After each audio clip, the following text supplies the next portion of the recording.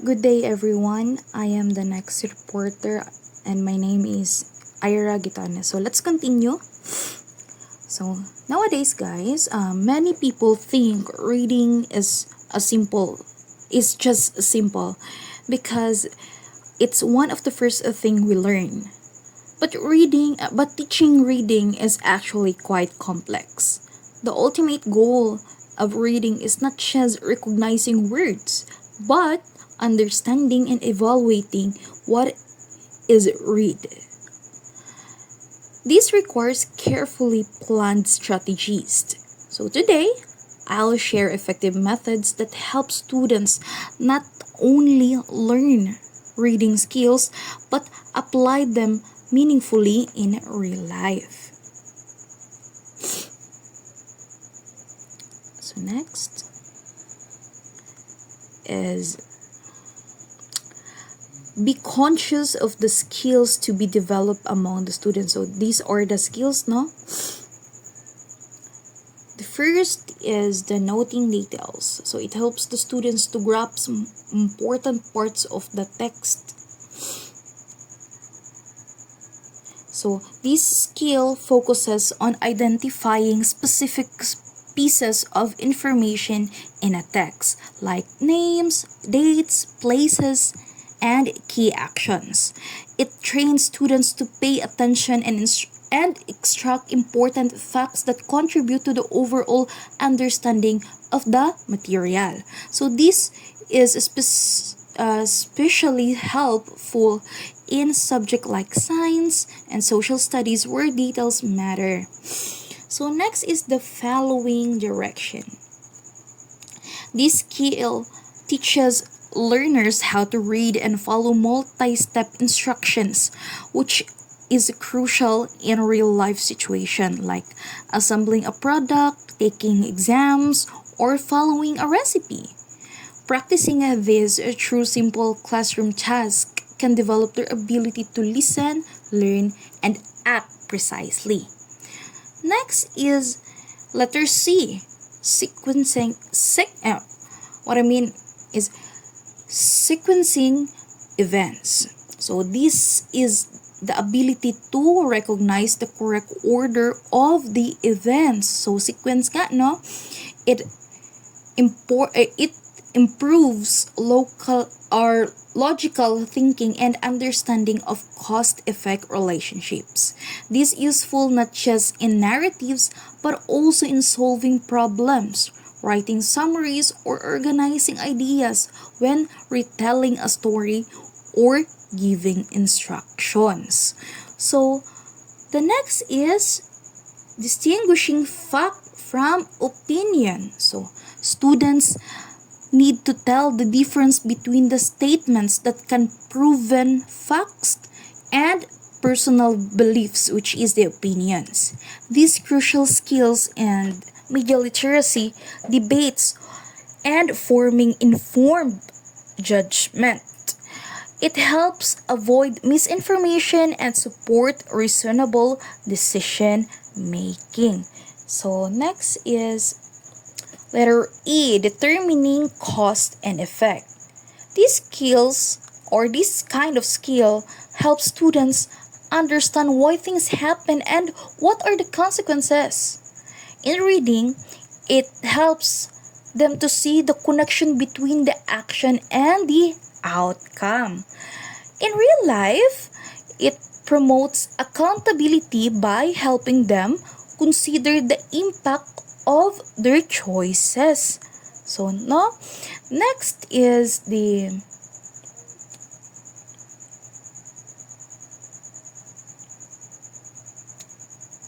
I'm sorry, I forgot to include the letter F. The letter F is predicting outcome. So, take note of it, guys, ha? The letter F is predicting outcome. So, prediction encourages students to use clues from the text to guess what will happen next.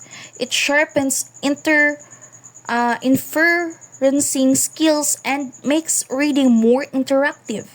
In life, predicting helps them plan ahead and make better decisions based on the current situation.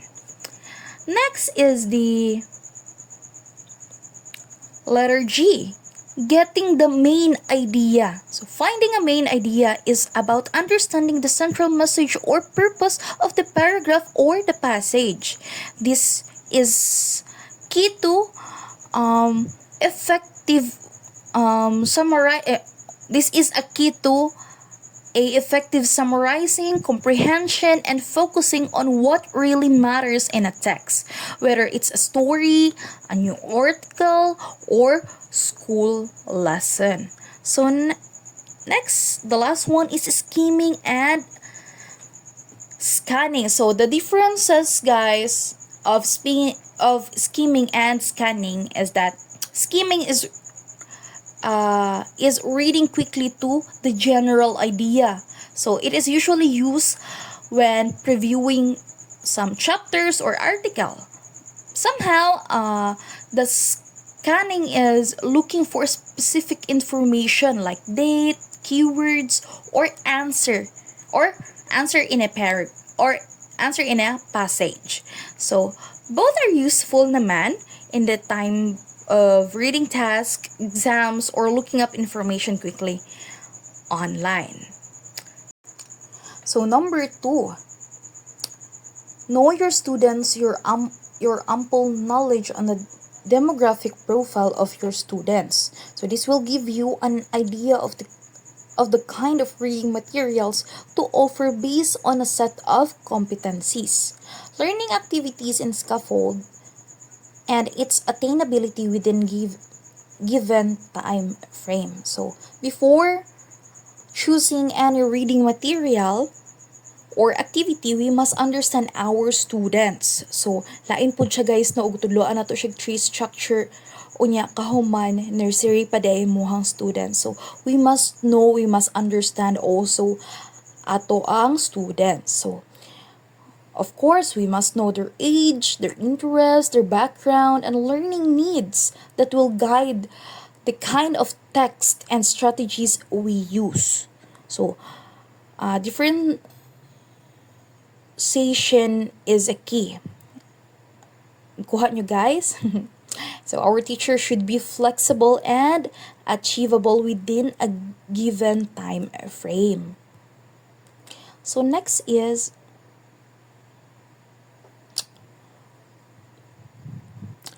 consider the following major stages as well as sample activities in a teaching methodology.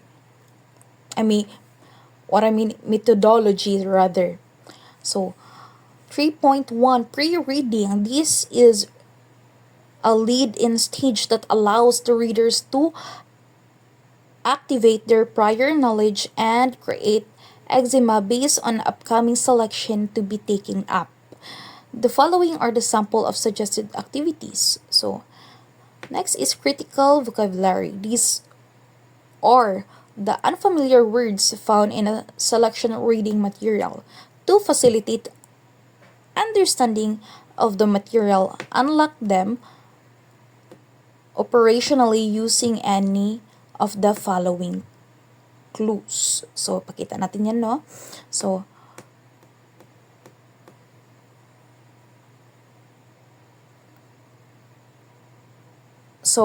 effective reading instruction usually follows 3 major stages, which is yung na-mention ko nga, pre-reading, during reading, and post-reading. So, each stage has specific goals and sample activities to deepen comprehensions and engagement. Okay, so next is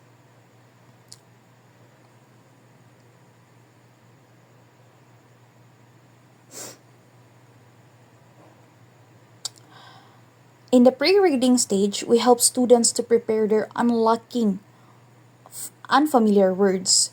So we can cause the context clues, definitions, or explanations within the sentence. The picture clues that stands for the visuals that hint at the meaning, and then lastly, the configuration clues, using words, shapes, or letter patterns. These strategies build confidence before the actual reading starts. So very good, no? And then next is other great pre-reading strategies include direct reading, thinking activity, or DRTA. So, murag kita tanan no, murag pangalan pa lang, murag dili ta ay dili min ana na maka ano dayon, maka catch up dayon. But somehow it's possible. This is where the students make predictions and confirm them as they read. And then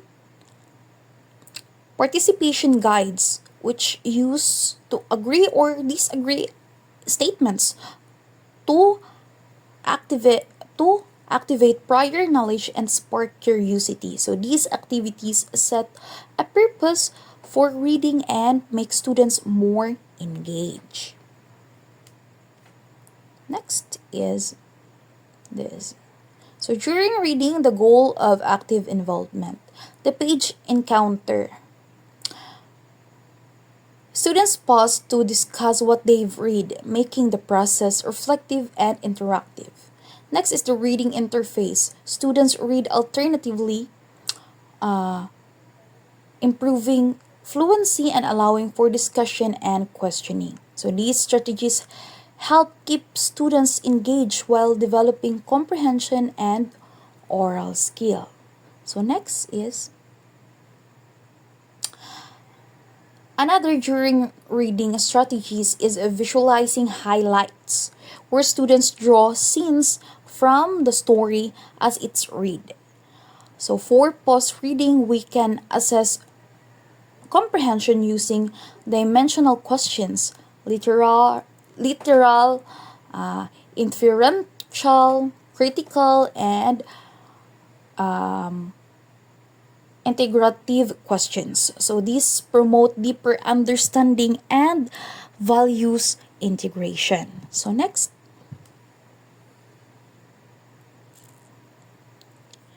is to wrap up the reading process. So the graphic organizer like story maps or concept webs help students summarize and explain the text. And creative writing tasks like writing scripts or short stories allow students to express what they learned and felt about the reading. So these tasks help connect reading with creativity and personal experiences. So that's all that is all that is all of my report. Thank you very much for listening. Please guys, don't hesitate to ask me if you have any questions. Thank you very much for your time. Bye. Next is we're going to discuss the assessment of reading performance. Well, assessing how well students read is very important for teaching. So it helps teachers see if their lessons are working and if students are understanding what they read. So basically, it checks if the learner's goals are being met. If we don't check to see if students are learning, then the lessons aren't very effective. So when teaching reading, the main focus of assessment is usually on how well students understand what they read or their reading comprehension. So this understands encompasses not just recalling facts but also interpreting meaning. So drawing inferences and applying what they read to new situations. In different assessment methods, so from formal tests to informal observations, it can use to gain a comprehensive picture of each student's reading abilities. So the result then guide teachers in adapting their instruction to better meet individual student needs. So ensure that all students achieve reading proficiency. Next is we have on the concept of assessment.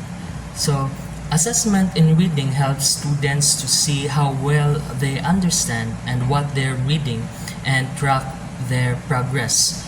It also reminds the teachers that every lesson should have a clear learning goals. So good assessment makes sure that the activity and test accurately measure what students should learn within a given time. So expert and researcher show that researcher and research shows that assessment is a vital part of teaching and learning because it helps both students and teachers understand what working and what needs to improve. So effective assessment provides a valuable feedback, allowing students to identify areas where they excel and where they need additional support. So for teachers, these feedbacks informs instructional decisions, enabling them to adjust teaching strategies and materials to better meet the diverse needs of their students. Ultimately, a well-designed assessment system enhances the learning experience for everyone involved, leading to improved reading comprehension and overall academic success.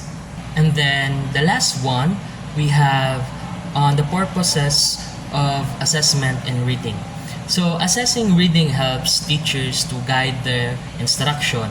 While some lessons cover broad skills, assessments pinpoints individual students' strengths and weaknesses in reading comprehension. So they show whether lesson goals are met and help diagnose areas needing some improvement. So experts agree that assessment is a vital, which it provides data to evaluate teaching effectiveness and helps tailor instruction to individual student needs, improving their reading skills. This data can be what we call that quantitative or scores percentage or qualitative observations or reading strategies. So the key is that assessment informs and shape teaching, so making it more effective. Regular assessment allows for timely intervention, preventing minor difficulties from escalating into major learning gaps. So furthermore, it empowers students by providing them with feedback on their progress, motivating them to improve their reading skills. By using a variety of assessment methods, teachers can gain a holistic understanding of each student's reading ability. So, and tailor their instruction accordingly. And this ultimately leads to a more personalized and effective learning experience for every student. And thank you for listening. Next reporter, please. Good afternoon, everyone. My name is Janice, and I am the one to report on purpose of assessment in reading. So this assessment helps teacher know if the students understand the lesson. Even though the same lesson is taught to everyone, students have different needs or different capacity of learning. This assessment shows who understood and who needs help or improvement. So imagine you are teaching in a reading lesson and it's about identifying the main ideas. So after the lesson, you will give a short quiz and some students answered correctly, but some students got the wrong answer. So this assessment tells us who needs more practice or improvement. So let's proceed to the next slide. According to Gleicha 2016, he says that these assessment results are useful in each schools. These results show if the school's teaching and activities are working well. So if many students in the grade 6 level have a low reading scores, the teachers might change the reading program or train the teacher better. So they use assessment result to make good decision. But according to Barchman, he explains that this assessment give a number or score to show how well students did. It helps measure the student's skills in a clear way. Example, if a student scores got 90% in reading tests, it shows they understand the topic well. If another student's scores got 60%, it means they need improvement in the reading lesson, a reading test. So let's proceed to the next slide. According to Gallagher, 1998, he says that this assessment checks how much a student knows by giving a score. They can be a percentage or how many correct answers they got. Example, in a reading quiz with 10 questions, if a student got 8 correct answers, they get 80%. That shows their level of understanding clearly. And also, according to Marion 2007, Marion says that this assessment has three main purposes. First is to guide teachers in what to teach. Second, it helps students to know what to study. Third, it gives feedback so students and teachers know what to improve.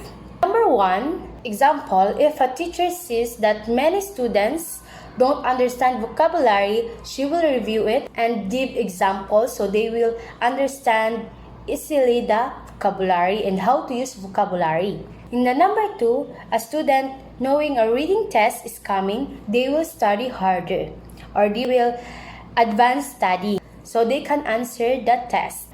And the number three, after the test, the student sees they need to improve or finding details in the story or need to study more about the lesson or the topic that given by the teachers. So next slide. So this assessment shows how much students have learned. If a student understands why they are being assessed, they can take responsibility for their own learning. It also helps teachers reflect on their teaching and make improvements when it comes to teaching. Example, a student who understands that this test help them grow, they will study better. A teacher who sees that most students didn't understand the lesson, they will try a new method next time. So, in the end of the lesson, this assessment in reading isn't just about giving a test. It also helps students learn better and teachers teach better. When we understand its purpose, we can all improve. And that's all. Thank you. So let's proceed to the next reporter. Good day, everyone. I'm Jakashni Slaman, and now I'll be talking about something really important for us, future educators. This is the types of reading assessment. As we know, reading assessment is very important for teachers because it helps us know where our students are in terms of reading skills, whether they're struggling or excelling. It also helps us decide how we can support them in improving. So, as future teachers, it's important for us to know not only what assessment is, but also which type to use depending on the student and the situation. Now, here are the first three types of reading assessment. First is diagnostic, formative, and summative. Diagnostic is done before the lesson starts. This helps us check what the student already knows, while formative happens during the lesson, so we can see how they are improving. Then lastly, the summative. Summative is done at the end of a lesson or unit to see what they have learned overall. Now let's move on to the next three types. Norm referenced assessments are used to compare students' performance with others, usually on a national level. Criterion referenced assessments check if a student has met a specific goal or standard, like reading 100 words per minute, while interim or benchmark assessments are done from time to time, maybe at the end of each grading period, to see their overall improvement. And lastly, we also have the informal reading inventory or IRI, which helps us to find out a student's reading level. It also shows what reading skills they still need to work on. Another one is phonological awareness, which is the ability to hear and produce sounds correctly. This is very important, especially for young learners, because it helps them become more fluent readers. Now, that's it. It is really important to know what kind of assessment we should use, depending on what we want to know about our students. So, with the right assessment, we can guide them better in reading and in learning. Now, let us proceed to our next topic and our next reporter. Thank you so much. Good day, everyone. I am Rochelle Nicole Bailucci, and I will be discussing some practical activities that can help develop and reinforce phonemic awareness. These aspects are crucial for enhancing reading and communication abilities. So, we have here the activity 1, exercising the vocal cords. In this activity, it is a fantastic warm up for students. So, by guiding them to open their mouths, exhale, inhale, exhale, and produce sound from their diaphragm, we are not only helping them to prepare physically for speaking, but also we encourage them to become more aware of their vocal capabilities. So, this exercise can enhance their confidence in producing clear sounds, which is essential for phonemic awareness. Example, have students sit in a circle. So we instruct them, or the teacher instruct them to take a deep breath, open their mouths wide, and make a long ah sound.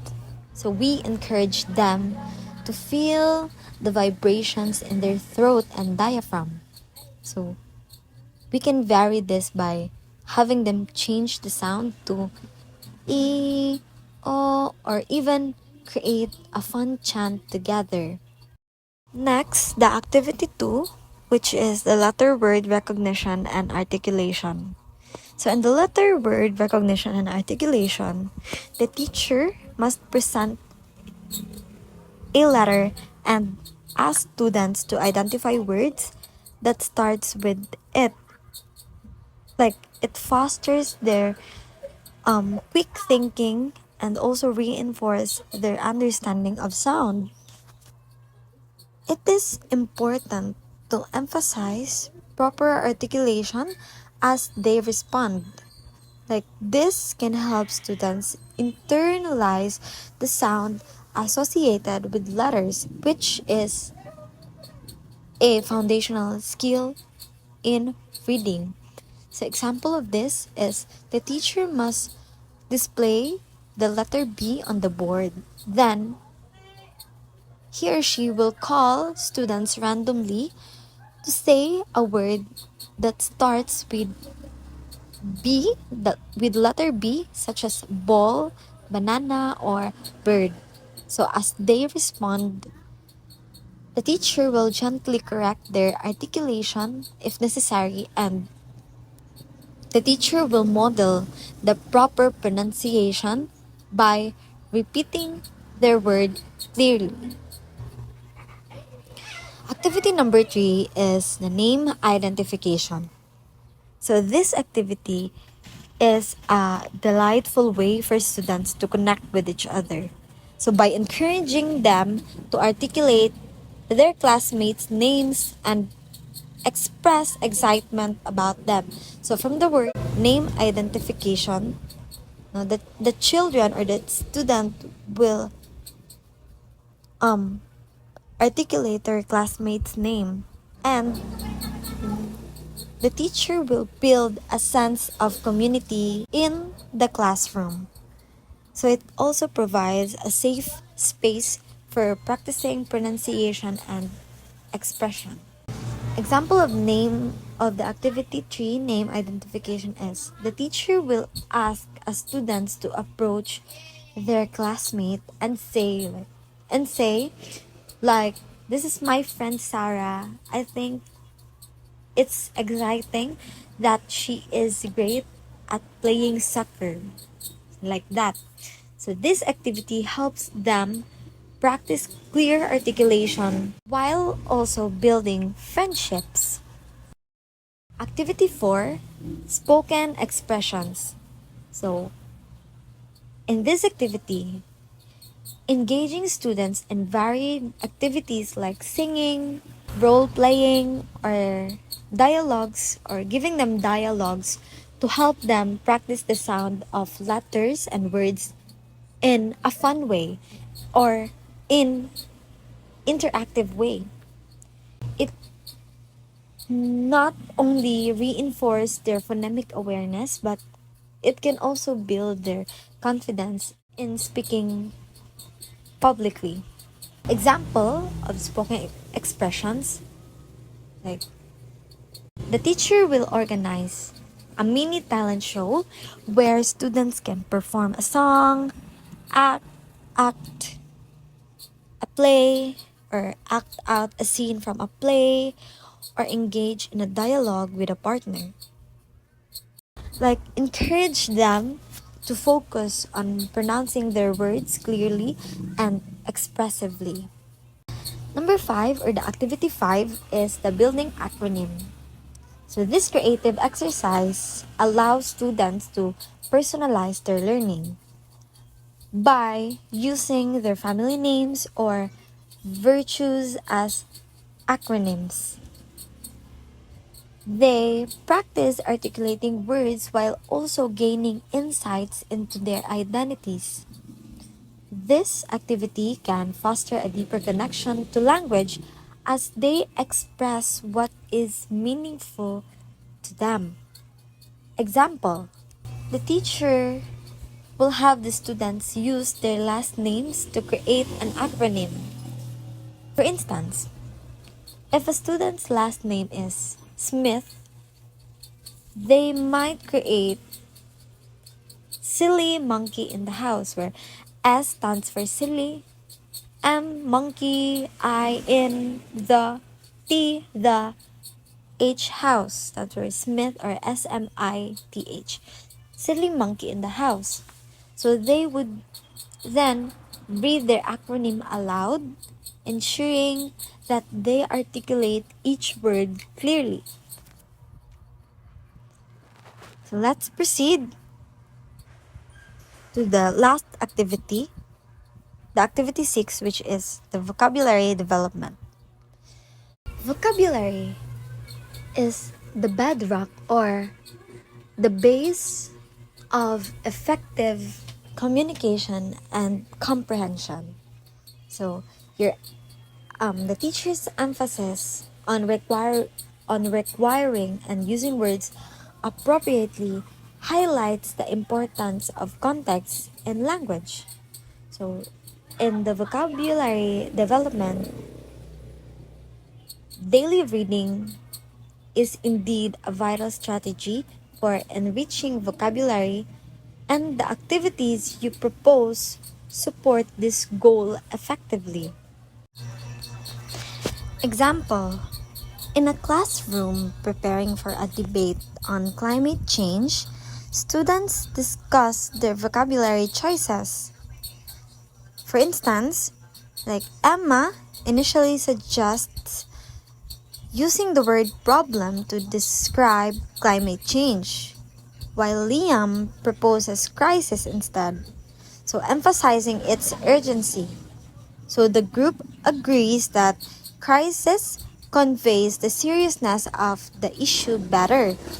So during the debate, Emma effectively uses crisis in her argument, stating, like, we are currently facing a climate crisis that demands immediate action.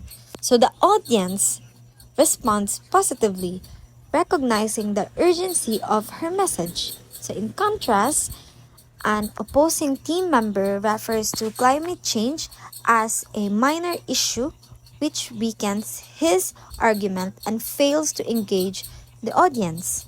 So, afterward, the teacher leads a reflection on how their word choices impact their effectiveness in communicating ideas. So the students learn that thoughtful vocabulary selection is really crucial for clarity and like persuasion, highlighting the importance of vocabulary development in expressing ideas and building relationships. Seeing the value of vocabulary development to reading, a basic requisite towards its acquisition is to read every day. Rich exposure to written materials is a keystone to curb vocabulary deficiencies. So, in the next slide, I will be presenting activities on vocabulary development that can be employed in a reading class. Number one is the word rally. So, this quick paced activity encourages students to think of synonyms or related terms, enhancing their vocabulary while also promoting teamwork. For example, the teacher will write the word happy on the board and ask students to write down as many synonyms as they can in like 2 to 3 minutes. So, the synonyms of happy are joyful and cheerful. And afterward, the teacher will ask the students to use one of the words in a sentence. Next is the emoji interpretation. So, by using modern elements like emojis, you can make you make vocabulary development relevant and relatable. So, this approach encourages students to think critically about word choices. For example, the teacher will show a smiley face emoji and provide a list of words like happy, excited, and joyful. Then, he or she will ask the students to choose the word that best describes the emoji and use it in a sentence, such as, I felt joyful when I saw my friend. So the next one is the story development. So this task allows students to engage creatively with topics of their interest. By forming stories, they practice using new vocabulary in context, which solidifies their understanding. Example: the teacher will present the topic environmental issues, and he or she asks the students to brainstorm some words related to it, like pollution, conservation, and sustainability. Then have them write a short story using those terms, such as, like, in a world where pollution was a problem, like a group of friends decided to start a conversation club, something like that. Each of these activity encourages active participation and fosters a love for language. So, as a teacher or as a future teacher, our role in guiding and supporting students through these exercises is invaluable. So, we must keep encouraging them. So, our dedication to their learning will undoubtedly help them become confident communicators. So, that's all for my part. Thank you. Good day, everyone. My name is John Paulo Feliciano Locsin, and I will be explaining to you the comprehension. Comprehension is the understanding and interpretation of what is read. To be able to accurately understand written materials, children need to be able to decode what they read, make connections between what they read and what they already know, and think deeply about what they have read. According to Tierney 1982, comprehension or extracting meaning from what you read is the ultimate goal of reading. The process of comprehension is both interactive and strategic. Rather than passively reading text, readers must analyze it, internalize it, and make it their own. To read with comprehension, developing readers must be able to read with some proficiency and comprehension strategies. This being the ultimate aim to reading comprehension skills need to be deep-seated in the academic experiences of the students. So the reading comprehension is like understanding a story someone tells you. You not only hear the words, but you also figure out what's happening, who's involved, and what the story means. When you read, you do the same thing. For example, you read the words, you think about what they mean, you connect the ideas together, or you figure out what the whole story is about. It's like putting together a puzzle. Each word and sentence is a piece, and you read it, and you need to figure out how they all fit together to make the whole picture. Here are some reading assessment activities that can help reinforce the students' reading comprehension skills. Number 1, we have caricature analysis. The students interpret the meaning of the caricature with relating its essence to their own experiences. For example, you imagine you're looking at a funny drawing at someone you know. Their nose is extra long, their eyes are tiny, and their hair is a wild mess. That's a caricature. Caricature analysis is like looking at that drawing and figuring out, for example, what features are made bigger or smaller to be funny. What is the artist trying to say about the person? Are they trying to make fun of them or show their personality in the funny way? Or what does the caricature reveal about the person, their character, or the situation they're in? So, caricature analysis is like reading between the lines of the funny drawing to understand the message it's trying to convey. It's about looking beyond the exaggerated features and seeing the deeper meaning. While the number 2, we have the interpreting graphs. Look for any relevant data presented in graphs. The interpret objectively the facts and providing practice measures of a way forward.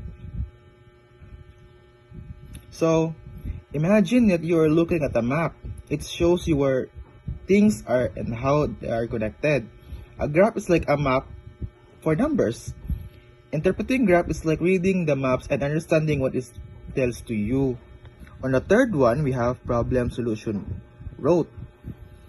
In a pair, the first student poses a problem, the other's one offers a relevant solution. After this is done, and vice versa, they may present this to the class if time permits. For example, you imagine you're building a house. You start with a problem, you need a place to live. Then you find a solution, and that solution is to build a house. The problem solution road is like that, but for writing. On the fourth one, we have symbol translation. You present the flags of the different centuries in the world. Students are given the freedom to choose the flag that attracts them or what signifies meaning to them. They are called individually to explain or give interpretation to the symbol of the chosen flag. To check the veracity of the interception, students are instructed to refer to the official source of information. So, for example, Imagine you are playing a game where you need to use secret codes to communicate. You might use a symbol to represent each letter like a star for A and a circle for a B. Symbol translation is like cracking that code. It means figuring out what each symbol represents. You might need to look for clues, patterns, or a key to understand the message. On the fifth one, we have the new item analysis. Students read news articles from different sources, print or non-print. They pick one issue that interests them and they identify the cause and the effect. So, for example, here is you reading a newspaper to article about a big event. To understand it fully, you need to do more than just read the words. You need to analyze it. New item analysis is like reading between the lines of new story. It's about asking yourself. For example, is who is involved in the story, or what are their roles, and what happened, or what are the facts and details. Or when did it happen? Is it a secret event or something that happened in the past? Another one here is where did it happen? Is it local, national, or international news rather? Why did this event happen and what are the cause and the consequences? How did this event happen? What are the methods or process involved? So, news item analysis helps you understand the story's significance, its impact on people, and its connection to other events like putting together. The next one we have is the fluency. This is a reading skill that gives credence to the smooth transition of words, thus creating a comprehensible idea. With this in mind, practice in oral communication is very essential. Fluency is defined as the ability to read with speed, accuracy, and proper expression. To understand what they read, children must be able to read fluently, whether they are reading aloud or silently. When reading aloud, fluent readers read in phrases and add intonation appropriately. The reading is smooth and has expressions. Porrent 2012 noted that reading fluency is the ability to read accurately, smoothly, and with expression. Fluency is important because it bridges word recognition and comprehension. It allows students time to focus on what the text is saying. They can make connections between what they are reading and their own background knowledge. From the big ideas in the beginning reading, fluency is reading words with no noticeable cognitive or mental effort. It is having a mastered word recognition skills to the point of overlearning. Fundamental skills are also automatic, that they do not require conscious attention. On this one, the following are suggested activities that can help develop or reinforce students' fluency skills. Number one, we have the last word is mine. The students are grouped in four, then you present a pressing issue or a title of a story to each group. Alternately, in a span of 10 seconds, each student in a group says something about the topic or story. After 10 seconds, the student stops. His or her last word becomes the first word the next student speaker. This process continues until the last student of the group is able to say something and close the topic or the story. For example, here is the last word is mine means you get to have the final say in conversation or argument, like saying I'm boss here and I get to decide how these things end. It can be used to show confidence, authority, or even a bit of a playful sense of control. Imagine you're arguing with your friend about who gets to choose the movie. If you say the last word is mine, you're letting them know that you'll decide what movie you watch, even if they disagree. The second one here, we have free talk. Given a photo or image of their interest, the students are tasked to say something about it. Without obstruction, you may note the students' correctness and misuse along the way. So free talk is like where you all get to share your thoughts about the picture. You can say anything you want about it. It's like the way you describe the photo is, it's like free talk. It's you share your own thoughts on what your opinion about the said photo. The number three is we have the compensatory strategies. These are mechanisms that aid students in making their oral communication comprehensible without distracting meaning. These are cues that are consciously employed but not very noticeable to the receiver. The use of common expressions like actually, let me see, okay, etc. And curtain gestures invoke a message that the speaker is still looking for the right terms or the right words. If done unnoticeably, this is fine. Much better still if the student speaker or the students or speaker are provided with rich opportunities to communicate orally to attain smoothness of delivery of ideas. So, for example, is you're trying to tell a story to your friends, but you can't remember the exact word or something. You might say, "Let me see." It might like really big green thing. Compensatory strategies are like those little tricks we use when we speak to make sure our friends understand us, even if we don't have the perfect words. The fourth one is the mini debate. The class is divided into two groups. A debatable proposition is presented. You assign group 1 to present the affirmative side of the topic and group 2 is present the negative side. With facts on hand, the rebuttal starts. You give clues, attention to the oral communications skills delivered by the students. So during the mini debate, the teachers pays close attention to how well everyone speaks and how clear their arguments are. It's a chance to practice speaking confidently and clearly. The number 5 is a phone messenger conversation. A scenario is provided to both parties, the caller and the receiver. The caller starts with his or her concern, and this shall be replied to appropriately by the receiver. The conversation is observed by the teacher and the rest of the students and give comments after. So, on this side, it's just like a realistic way of conversation like we all do every day. We communicate others through calls or texts and have an exchange of conversation in each side where the caller and receiver. So that will be all for my part. Thank you for listening and I hope you learned something.